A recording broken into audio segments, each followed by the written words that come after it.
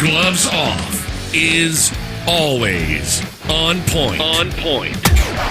Bringing you the best on current issues, community affairs, and the happenings around us. This segment of Gloves Off is brought to you by The Best, so pay them a visit. Check them out. This is Gloves Off.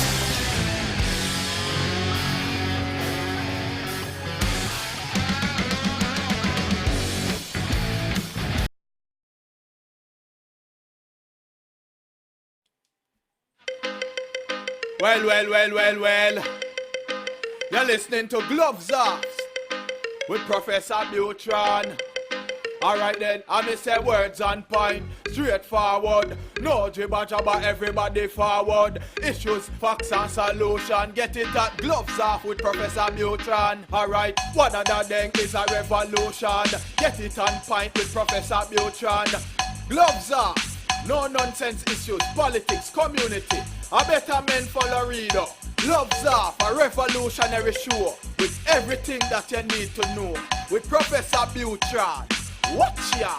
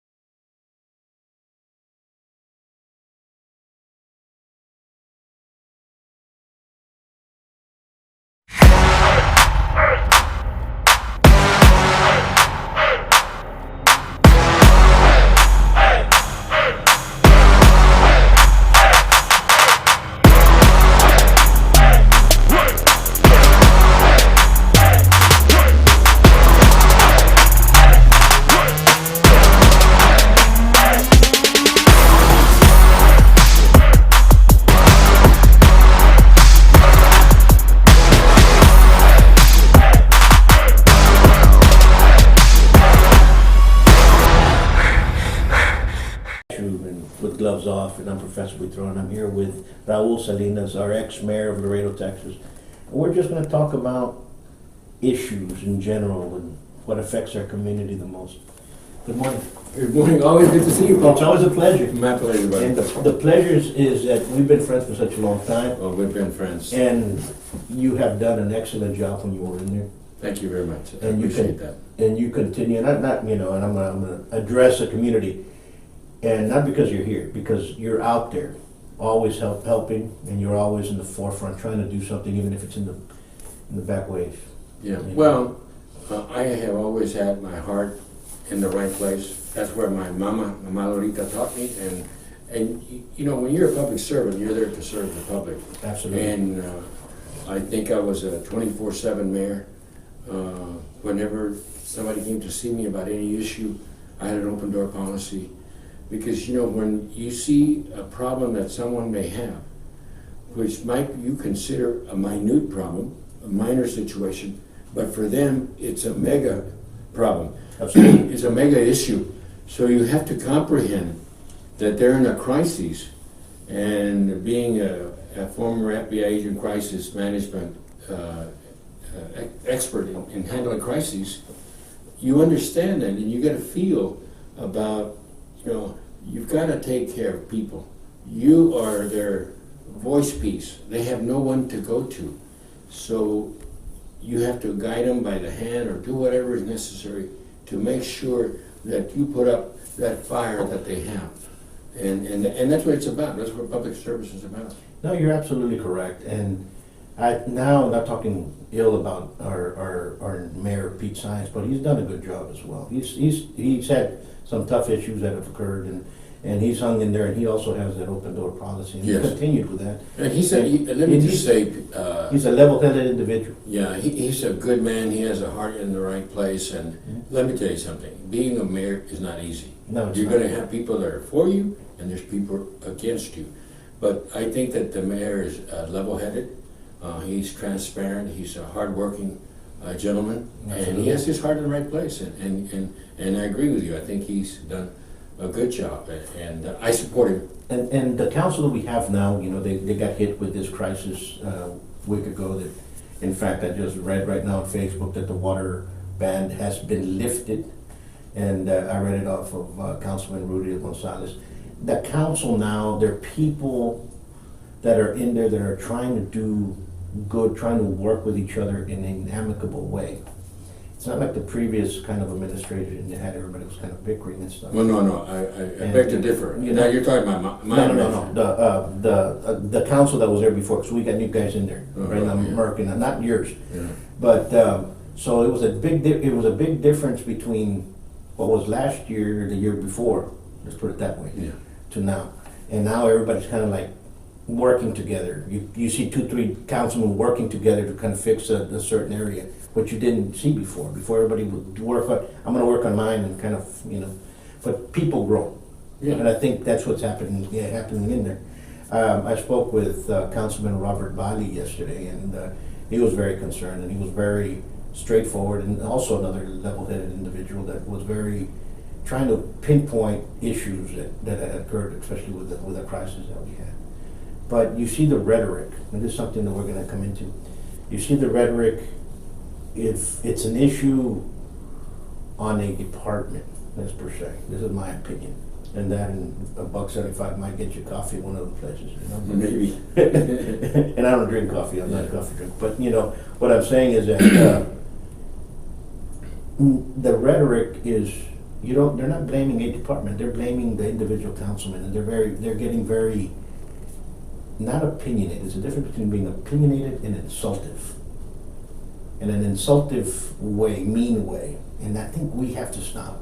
What do you think has happened to that voice has become more disgruntled to everybody? What do you think? Well, I think you have the 8 councilmen, they have their own ideas, they have their own vision. Sure. Obviously, they have the interest of their particular district that they have to represent.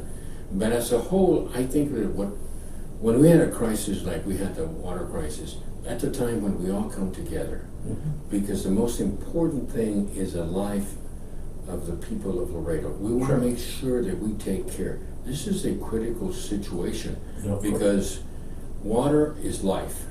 And we saw what happened in Flint, Michigan, a problem where they had lead in the water. We had kids that had cancer. Luckily, we didn't have that issue, but when you have a situation like that, when something came across my desk, because the letter was addressed to me from TCQ, and we had some kind of alert or some concern, we immediately addressed it. I took it directly by hand to the city manager at that time, who was Carlos Diarra, and we got on the horn, and we talked to Tommy Rodriguez, the ex-utilities director, and we put out those fires. But those are really, you have to make sure that you put out those fires before it becomes an engulfed blaze. And I think that the city obviously is addressing, this is a serious issue. Obviously, I don't have firsthand knowledge, but I have to tell you that as a mayor, you have to make sure that those issues are taken care of, because that's a very serious issue. We saw the panic that occurred that Saturday night when Saturday night when they put that alert.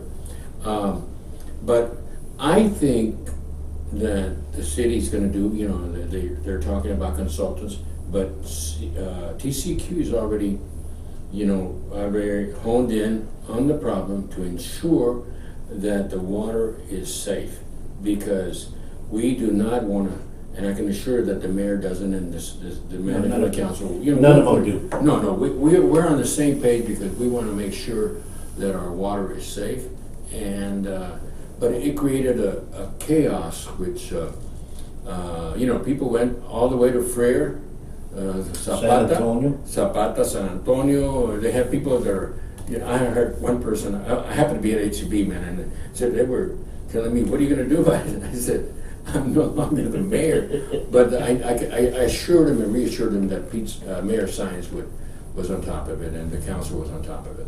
I've talked to several of the councilmen. I've talked to the city manager, and I've talked to several, and also with the fire chief and stuff like that. And I think the protocol for the safety, the concern, somewhere along the line it was fumbled, and they said now we're going to do it to the point that the protocol is going to be a little bit different to to address this, especially with social media, because in social media, it's like dropping gasoline on the fire, and you still have gasoline and you're walking off on your can, and it's going to follow you. Yes. And it's just going to go out of hand. That's how fast it is. Yeah. And I think the protocol and the way things were done when social media was not that viable, that's when that protocol was made. But now you have social media, whatever thing goes out there, And it's on the minute. And that's it. It's on the minute, on the spot. I mean, It's done. it's not delayed. Right.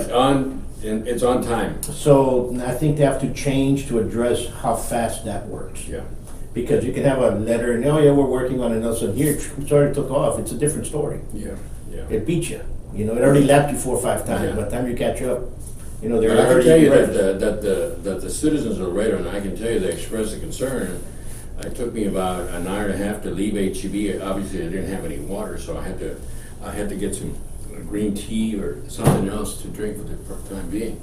But I think the response to getting more water, you know, I think that the trailers started coming in, and you know, they mobilized the needs to comply with the needs of the city. And I thought that, Absolutely. I think HEB did a wonderful job. I think HEB, you know, and HEB did good. Budweiser did as well. oh, man, You know, they got on it real quick. they got on you know. there pretty quick. And you know, I was driving we're driving in nearby the stripes right there on McPherson and Delmar. I saw that big trailer. I said, I don't think they're loading up for beer. So immediately I walked in and they were just reloading, and they moved pretty quick. I commend all these folks to trying to mobilize the water supply for the citizen, because water is life, and I know that this will be resolved, and hopefully the appropriate corrections, I know that will be made. Oh, no, for sure. Yeah. I have confidence that it's going to happen. Well, I the have confidence city, it's going to be corrected and it's going to be taken forward. Well, It's a learning curve, and I think it's something that people had seen it. I think there's a lot of issues. I think it's fine tweaking it, finding down what the cause of it is. well, just to make sure that doesn't happen again. And make sure that the water is good, because water is life. Absolutely. Okay. Now, taking with that and looking at the rhetoric that was being said, the way people were disgruntled and how they were coming up, that kind of takes a step towards hate. And right now, the United States is engulfed in hate, and we've seen that. We've talked about that. You know, And we have to be very careful, because that's another match. I'll put it to you this way, I'm gonna make this analogy. Somebody blew out the pilot light in the stove, and the gas has been on all day, and somebody walks in there and lights a cigarette. That's what's gonna happen to the United States. There's going to be an incident that's gonna just engulf, like another Rodney King kind of incident in the riots. The tension is there. well, let me just note one thing. For years, I had monitored the hate crimes in this country, and the FBI stats have shown a tremendous increase of hate crimes. Hate crimes against Latinos, hate crimes against the Jewish community. We've seen what happened at some of the mosques and you know, some of the Synagogues. synagogues, synagogues, and some of the other facilities, the crimes against African Americans. It's just so disgusting and sickening, and also against mosques too. You know, the Muslims community. You know, I have never seen that much hate in this country, and it really bothers me. It really bothers me, because we see what happened with the immigration issue. It's also become a hate. You know, like comments that were made to shoot him in the leg or whatever, put snakes or alligators in the river. You know, I mean, those things are inflammatory. I don't know if they were really made or not. That's not for me to judge. But if they were made, allegedly, if they were made, those things. You know what I think we need to do. And I always felt, you know, I have been very much against the wall. I think it's no secret. My 8 years, I spent a lot of time. talking against the wall. I was the chairman of the Conference of Mayors Immigration Reform Committee. I fought against the wall, and you don't know how many. One time, Paul, I had 1,600 emails. 1,600 emails calling me everything from a wetback to a spick to deplorable comments. And in fact, they sent me. I spent 5 days at Doctor's Hospital because it just made me sick. And finally, Carlos Villarreal said to quit reading them. But I wanted to read them, and I answered a lawyer from Florida, and he made a bad remark. I said, first of all, I called him. I said, this is Raul Salinas, mayor of Laredo. I'm a proud mayor of Laredo. I'm a proud American. I'm a veteran. I said, what have you done? Oh, have you served the military? No. What have you done to public service? He said, I'm really insulted. You as a professional person, to send me that email is disgusting. You know, the guy was so apologetic. He was biting his tongue, but the thing about it is, we need to be positive. We need to be positive, and we need to get along.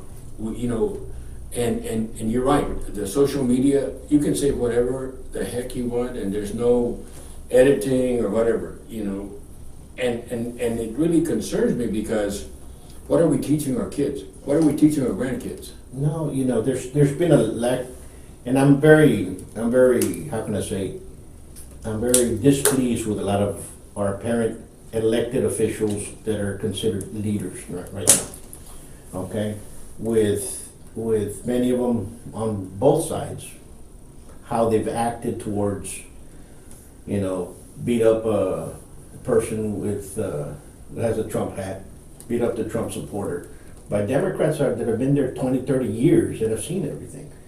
And you see that, when you see them go confront them and yell at them, and wait a minute, what are you doing? You're enticing people, okay? I've seen hate for a long time. I was in third grade. The very first time I ever heard of the word wetback was because a teacher called me a wetback in Baltimore, Maryland, okay? Yeah. And I was like, okay.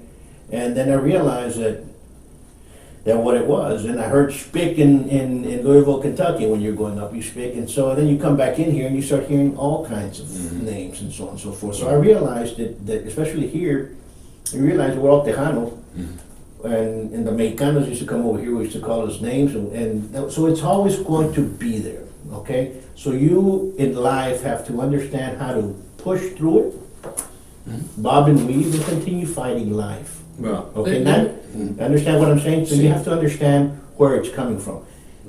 But it starts at home. The teaching starts at home. Exactly. But it also, what happens is that you also have to be able to accept that and brush it off or confront it. And if you confront it, then it becomes a conflict. Well, let me just interject something. You just reminded me of something. I was at the Conference of Mayors in Providence, Rhode Island years ago. And I was walking with Salinas, who's now a member of Congress, real good friend, and we were walking outside, and the fire union was having a demonstration for more pay or whatever it was. I'm walking, and I had my ID, and some guy says, "Hey, why in the hell didn't you go back to Mexico, you wetback?" One of the leaders of the union of the Providence, Rhode Island Fire Department, and I told the mayor, that really bothered me. He said, "You want to go confront them?" And I said, "No, because I'm not going to go to their level. Here you are, professional individuals. First of all, it was very clear that my placard that I was wearing, my card, ID card, said Laredo, Texas, and." It's despicable because, I have a lot of guts. I stand up for this city. I stand up for our people. And I respect the people on the other side. I was at the U.S. Embassy in Mexico City. I have a lot of experience. I have never seen the level of hate. When I was working for Congressman Kika de la Garza decades ago, I remember how they used to dispute and fight and whatever, but at the end of the day, they got along, man. And I don't know that if that's happening, because I remember when they were going through, I was a police officer, a U.S. Capitol policeman, when I went through the Watergate hearings. I was there in the House Judiciary Committee in 1974 when they passed the article impeachment number 1 and number 2. It was a sad day for America. It was not a good thing. And then I remember being at the press conference with John Rhodes, I think it was his name. He was the minority leader of the Republican Party. And I was his bodyguard at his press conference. It was so sad when I saw the tears coming down from his face, because Nixon, he said Nixon had done a good job, but he knew that the evidence was there, so he had no choice. One by one, the Republicans started, and the other ones, but it was not a good thing. I remember talking to Connie Chung. I think she was with NBC News. She was covering it, and I was covering the press pool. And she wrote something to me. She says, "I hope we never have another impeachment, because it was a sad day for America. It was a sad day for America, and hopefully we learned something." But the bottom line here, Paul, you and I are good friends. We may not always agree, but we can agree to disagree. Of course. But we can be cordial, and I think the United States of America, as a country, we need to make friends.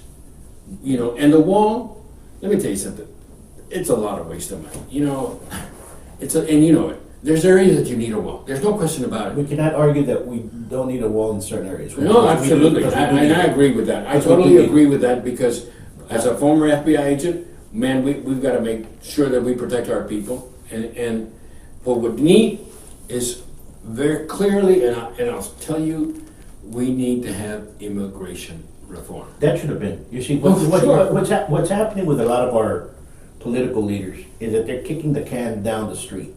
And they've been kicking the can down the street to entice voters for the longest time. Mm-hmm. Okay? And as long as we have that, then they can understand that, okay, we're going to kick it down the street for next year because we have to get so many more votes for so-and-so people. So Congress needs to do their job. This is Congress.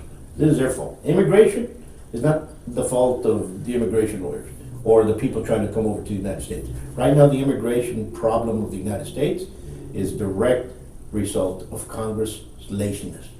Period. It's not the president. It's Congress. No, it's all involved. It's all involved. Because they've had enough 30 years of doing this, and it's a big problem for immigration.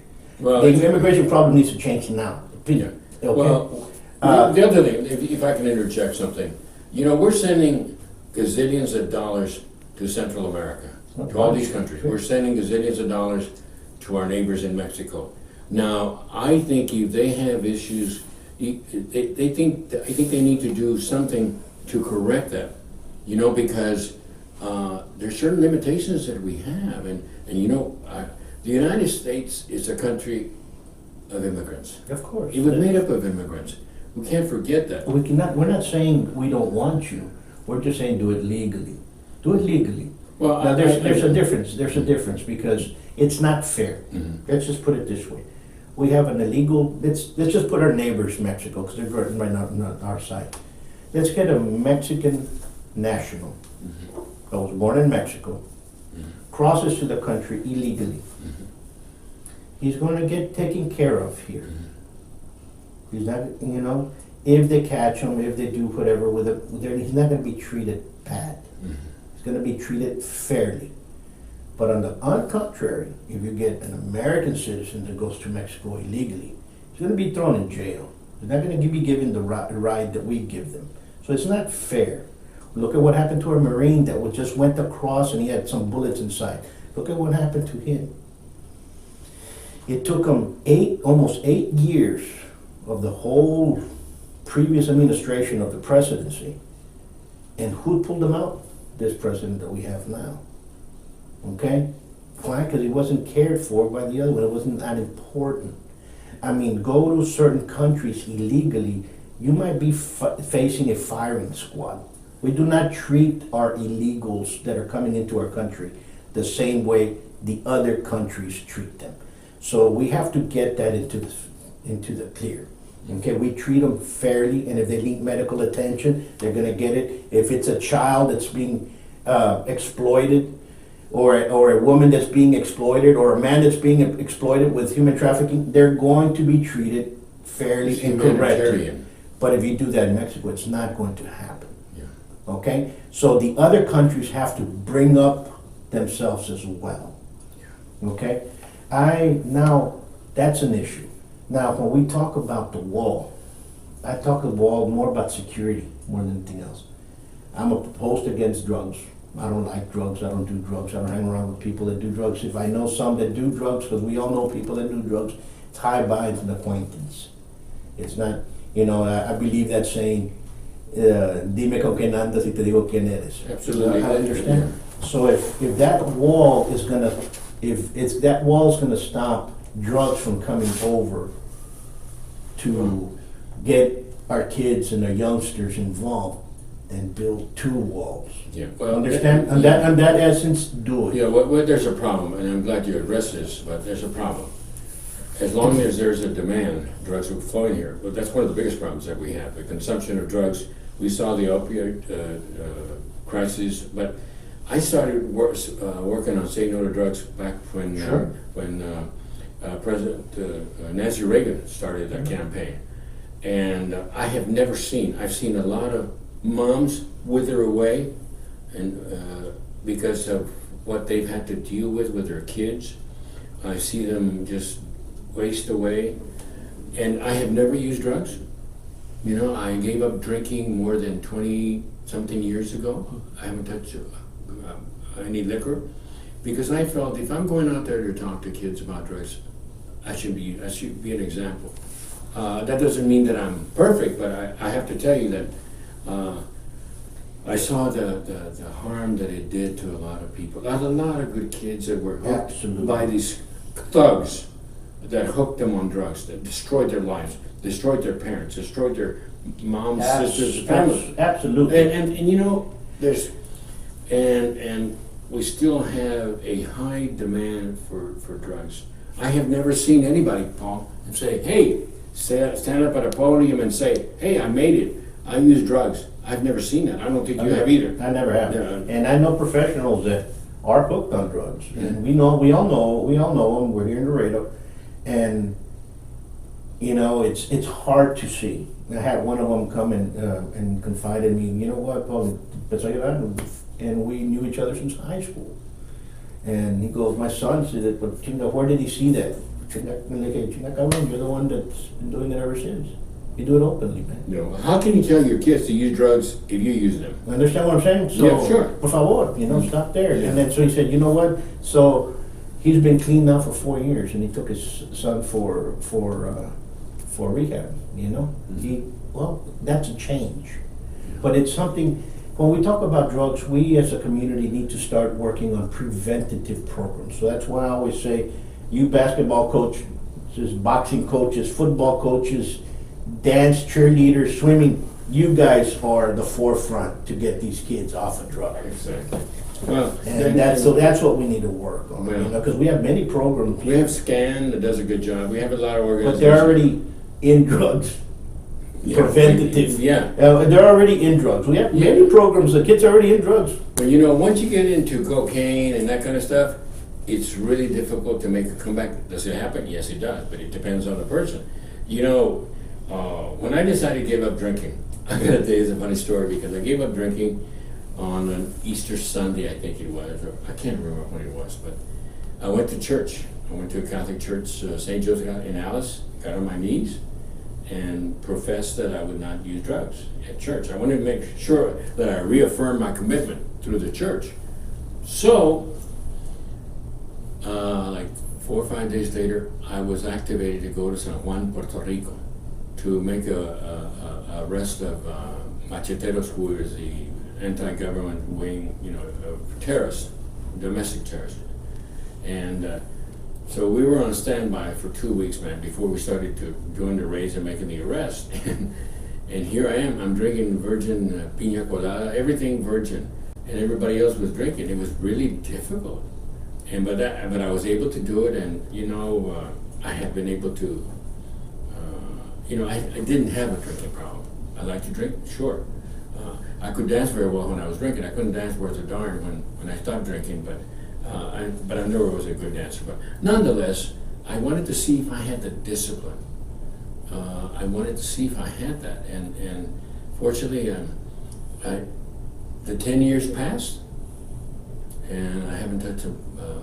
And people can't believe it, but it's true. I mean, I don't need that, but we have a lot of good things. We have a lot of. We still have a lot. This country is great. It will continue to be great, but we need to make it great. We, the people of Laredo, we, the people of this country. One of the problems that I see, and I don't want to change too much, but I wanted to address something. People all sometimes bicker that we don't get this, we don't get that. Well, the problem lies that when you have 12% of people in Laredo voting, man, that is embarrassing. A shame on us for not going out. Because if you don't vote, why the hell should you complain? If people see you voting, the people in Austin, the governor's office, the senators in Washington, the members of Congress, we happen to have an amazing, outstanding, exceptional, extraordinary member of Congress, Congressman Henry Cuellar. Well, we need to get out and vote, because that's what it's about. If you vote, they'll pay attention to you. Of course, everybody does. Like on the other side of Austin. That's why the Teamsters control for a long time. 39% vote. Sure. In the other side of Austin, and I'm saying, my gosh, we can do that. One of the problems that I always hear from people, sí, la gente no quiere votar porque es lo mismo, blah, blah, blah. Pero si los invitas a una carne asada, boom, y una cerveza, ahí están. We've got to make sure, hopefully, that people get out and vote. Right, and it's very important. This election is coming up right now in November, especially for Texas, because they want to pass a state income tax. Okay, and the way it's worded, folks out there, you all have to vote yes for a no state income tax. Understand that. You all have to vote yes on the ballot for a no state income tax. Because if you vote no, you actually saying that it's a yes for an income tax. Yeah. Remember, yes means no on this issue. Yeah. On this issue. Well, let me just retract a little bit and go back. I happen to have known Congressman Cuellar for many years. When he was a state rep. Sure. And then became Secretary of State. Absolutely. Then he became a member of Congress. And I worked on his campaign. I'm very proud of it. I can tell you, having worked for a member of Congress in Washington, that Congressman Cuellar is an outstanding, amazing leader. He's respected on both sides of the aisle, with the R's and the D's. And I have never seen such a workhorse. I think minimum or maximum, he gets to sleep maybe 5 hours a day. He answers the calls. He keeps on tabs. Having worked with him when I was a mayor for the 8 years, he was an extraordinary leader. I saw him work with his colleagues, the respect that they have for him. He's a master member of Congress. He knows how to work it. And I know that he has an opponent coming up in the primaries, and I'll tell you, I know where that's coming from Ocasio, the the rookie. The new Justice Democrats. No, yeah. You're talking about Ms. Jessica Cisneros. No, I'm talking about, Yes. Yeah, but That's that's who's pushing. A lot of the money's coming from out of state. But, anybody can run. And in my respect for Ms. Cisneros, and who happened to have been a intern for Congressman Cuellar, who gave her an opportunity. But, let me just say that I wholeheartedly support Henry Cuellar, because what he has done not only for the city of Laredo, he has done so much for our constituents and for the city. And that race is going to be very well contended, because you have not only that, you have the new Justice Democrat, Miss Jessica Cisneros running on the Democrat slide.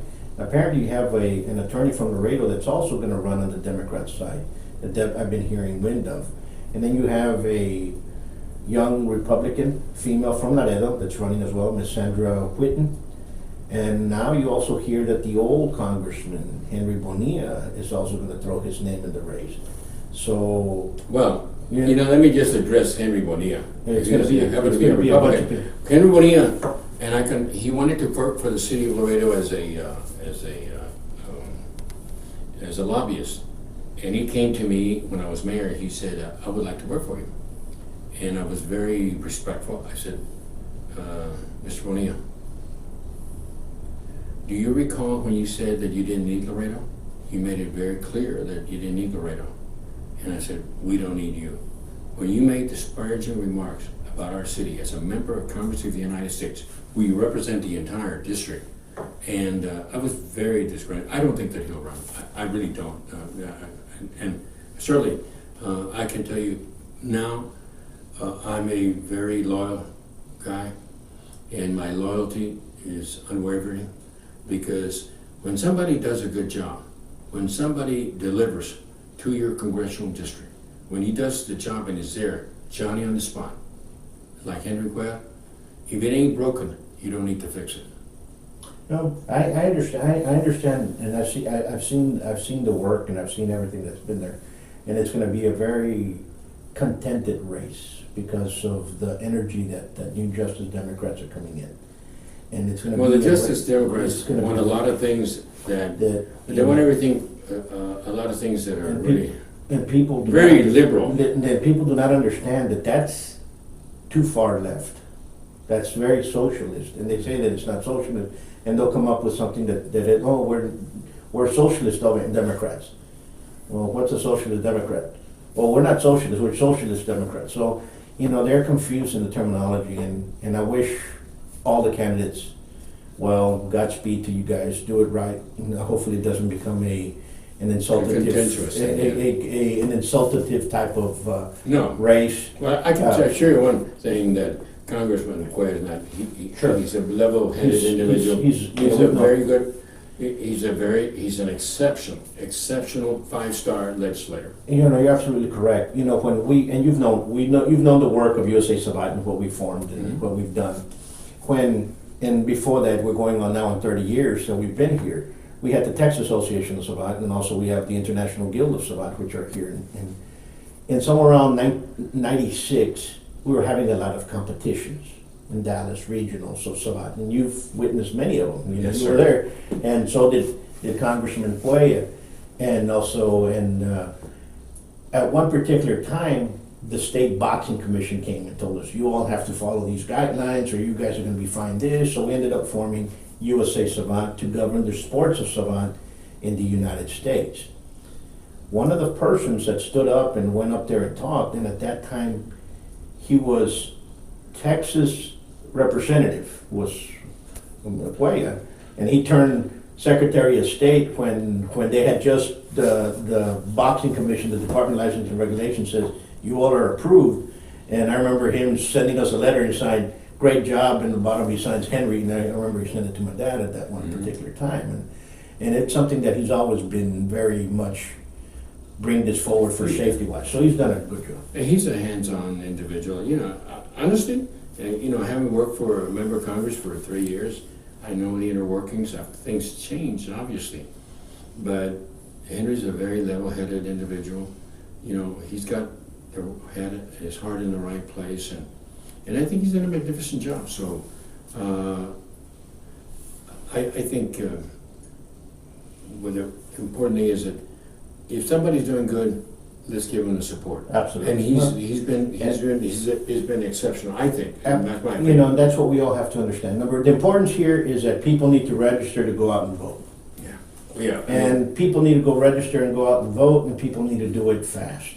Because next week, following week, and all of a sudden we're in November, we're already Thanksgiving, and there's gonna be Christmas.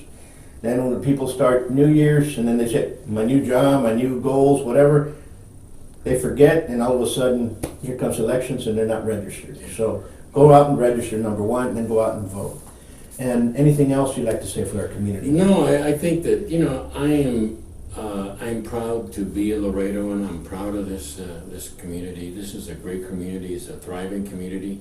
Right now, I know that there's concerns with the NAFTA and, the signing of NAFTA. I think it'll happen. But I think the most important thing for anybody, and your listeners in particular, is that we need to be positive. We need to be good to each other. We need to rid of the environment of hate in this country, because being negative, el que mira para abajo, se va para abajo. Tenemos que ver hacia arriba, porque así son los ganadores. If you look up, you're going to go up. Absolutely. If you look down, you're going to go down. So I think that, we have a lot of good things, I think our teachers are doing a great job, because they're the ones that prepare our kids for the future. They're the ones, and sometimes they don't get enough credit for what they do. And that's why I enjoy going to schools and talking to kids and inspiring them, hopefully. I still have a little bit of fire in me. I want to continue to help make this city great, and it is great. No, we live in a great city. I think we have folks in the right places, and people need to understand. And if folks out there, I'm going to say openly, if you're not content with somebody that represents you in an area and you did not vote, you basically cannot say anything, cannot complain. So if you're not content with the way something is going, you have to express yourself in the voting booth. Okay? We have a lot of people every year, tons of people that become citizens. I've been to several ceremonies where people have received their American citizenship, and they feel so proud, because being able to vote is a privilege. And when I saw the election of President Fox, I happened to be in Mexico, and I tell people when I was there that I saw people going on horseback, in wagons, and I was told that even people walk miles and miles to express their vote, to bring change in the country. And guess what? They did it.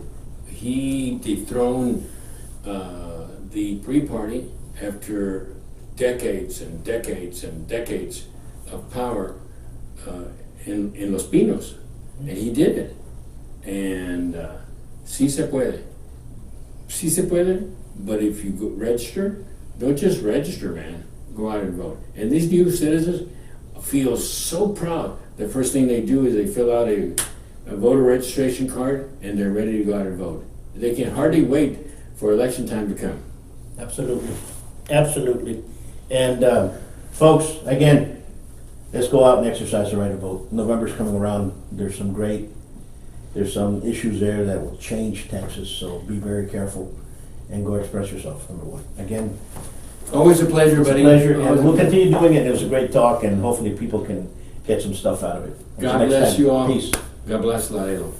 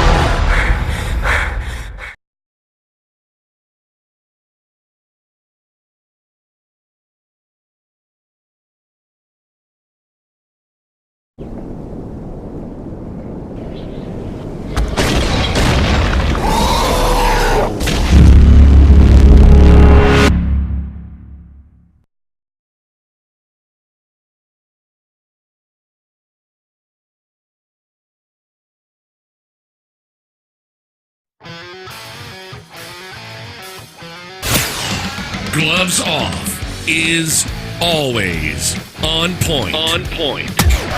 Bringing you the best on current issues, community affairs, and the happenings around us.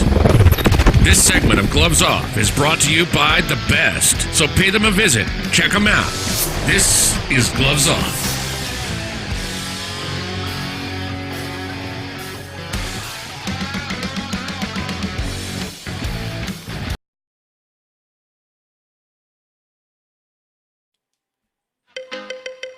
Well. You're listening to Gloves Off with Professor Buitrón. Alright then, I say words on point, straightforward. No jibber jabber, everybody forward. Issues, facts and solution. Get it at Gloves Off with Professor Buitrón. Alright, what other thing is a revolution? Get it on point with Professor Buitrón. Gloves Off. No nonsense issues, politics, community. A better man for Laredo. Gloves Off, a revolutionary show with everything that you need to know. With Professor Buitrón. Watch ya!